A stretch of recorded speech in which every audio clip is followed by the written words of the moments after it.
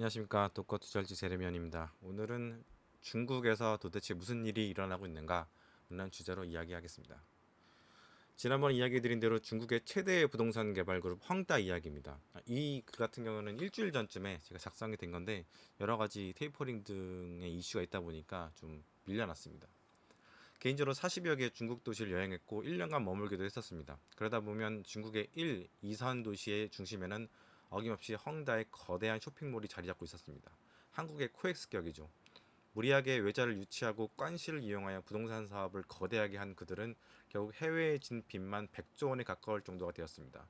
제 생각에는 한국의 10대 재벌들의 해외 부채보다도 많을 것입니다. 작년 12월에 독도에서는 중국의 디레버리징을 조심하여 투자를 유의할 것을 이야기했습니다. 돈을 마구 푸는 대통령 정부에 비해 중국은 중용을 외치면서 급격한 신용 팽창을 경계하고 있었기 때문입니다.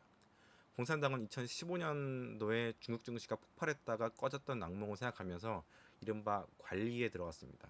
덕분에 중국 증시는 뻗어가지는 못하고 정체해 있었고 성과도 좋지는 않았습니다. 그에 비해서 한국이나 다른 나라들 증시는 좋았죠. 중국 부동산 가격은 1선은 마이너스 20% 수준. 중국 같은 경우는 도시가 1선 도시, 2선 도시, 3선 도시 이렇게 있는데 1선 도시는 북경이나 상해, 텐진, 심천 이런 큰 도시들이고 두 번째는 이제 작아지는 도시들입니다. 인구에 따라서 달라지고요. 그 1선 도시들은 마이너스 20% 정도 수준의 부동산 가격 하락이 있었고요. 2선은 20%선, 20%대 선, 그리고 그 아랫단은 반토막 이상이 난 경우도 상당하다고 합니다. 이렇게 부동산을 멈추고 주식시장도 마시가 있다면 소비가 위축될 것이 뻔합니다. 올해 상반기에는 어느 정도 작년 대비 소비에 기저효과가 있었지만 지금은 하반기가 된 지 벌써 두 달이 됐습니다. 작년 하반기 중국 시장은 그렇게 나쁘진 않았기 때문에 올 하반기에 나오는 지표들도 그렇게 기저효과가 사라져서 나타나지 않을까 보고 있고요. 이런 상황에서 주식과 부동산의 두 개의 큰 자산 시장이 망가져 있으니까 소비가 좋을 리가 없습니다. 델타 역시 중국을 괴롭히고 있어 향후 전망도 불투명한 상황이고요. 하지만 이렇게 중국은 자체적으로 급체하듯 디레버리징에 나서는 이유는 바로 미중 무역 전쟁의 2단계인 금융 개방, 금융 전쟁 때문에 보고 있습니다. 중국이 부채 때문에 망한다라는 이야기가 나온 것은 대략 7, 8년 정도 전부터였습니다. 물론 중국은 투기의 고성장의 속도를 조금 낮춰서 내실 성장을 해왔었죠. 하지만 버블에 제대로 손을 댈 겨를은 없었습니다. 성장이 있어야 고용이 있고 그래야 인민들이 중앙 정부에 반기를 들지 않기 때문입니다. 10억 인구를 다 꾸려가는 중앙 정부 같은 경우는 그런 것들 하나하나 공격이 오면 힘이 들죠. 하지만 미중 무역 전쟁을 겪으면서 중국도 다음 스텝을 깨달았습니다. 바로 말씀드린 금융 개방, 금융 전쟁이죠. 그렇기 때문에 밖에서 공격이 들어오기 전에 안에서 버블을 빼내야 되는 상황이 되었습니다. 사실 내가 나 스스로를 조절해야 덜 아프지 밖에서 누가 강제로 시키면 아프지 않습니까? 컨트롤이 안 되죠. 그리고 주지하듯 트럼프나 바이든이나 강성입니다. 1차 무역전쟁의 협정을 제대로 중국이 이해하지도 않았으니 칼을 갈고 있을 겁니다. 바이든요. 또 바이든은 여론을 이식하는 부분도 상당히 있을 겁니다. 중국의 모든 것을 지금 전방적으로 중국 공산당은 컨트롤하고 있습니다. 특히 향후 먹거리라고 하는 반도체, 배터리, 전기차 같은 첨단 업종은 어떻게든 살리려고 하고 있고 데이터를 독점하고 있는 빅테크 기업들은 정부가 지분까지 매입하면서 단속하고 있습니다. 시장을 개방하여 돈의 논리로 미국에 빼앗기면 데이터도 같이 빼앗기기 때문에 선제적으로 강제적으로 거의 국유화의 길로 가고 있는 것으로 해석이 되고 있습니다. 그리고 교육, 부동산 등 버블이 껴있고 인민들이 부담을 느끼고 있는 분야는 몽둥이로 때려잡고 있는 형국입니다. 2차 무역전쟁을 위한 전열을 가다듬고 있는 상황이죠.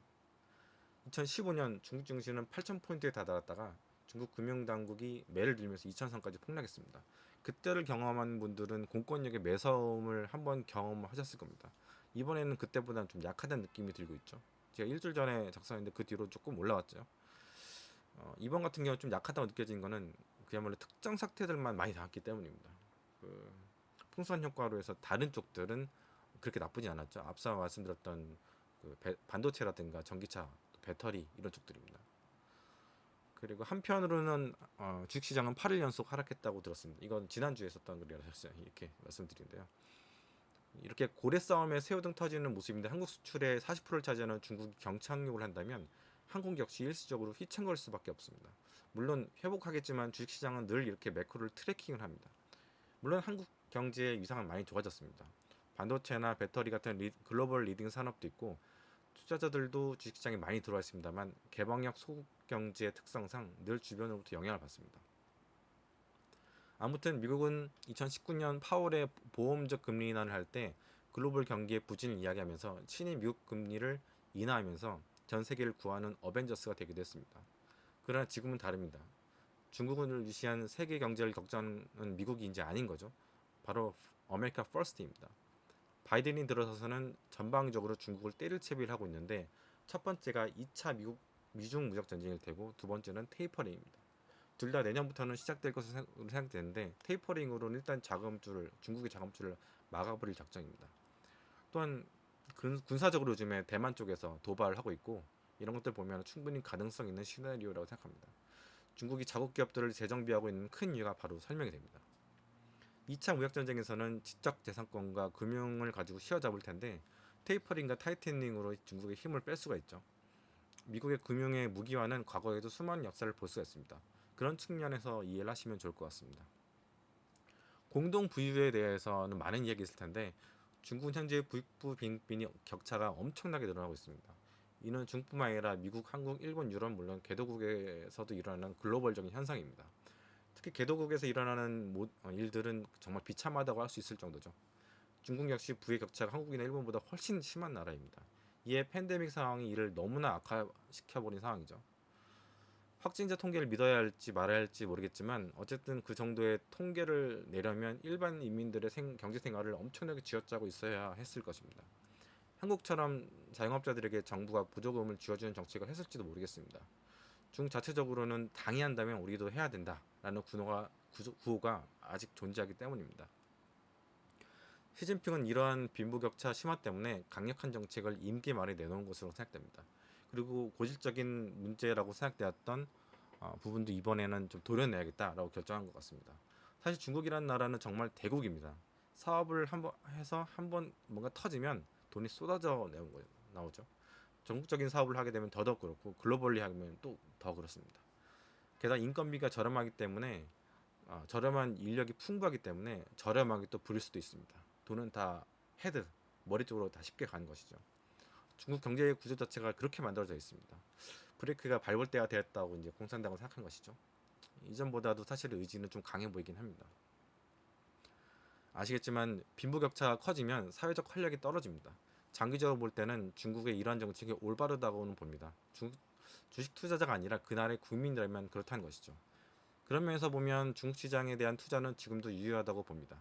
제가 지난번 독투에서 캐시우드가 중국 증시 투자를 절대 하지 않겠다라면서 다 정리하는 모습을 보고 어리석다라고 이야기를 했습니다만 며칠 지나서는 다시 징둥닷컴을 매수한 것을 보았습니다.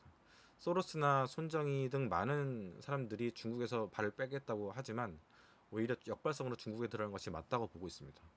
그래서 지난번에 중국 주식 ETF 우회 분할 매수와 그 개별 주식 매수도 말씀을 드렸던 거죠. 제가 반년 정도를 수익률을 보지 말고 캐리하라고 말씀드렸는데 내년 1월에 어떤 결과가 나올지 함께 기다려 보겠습니다. 감사합니다.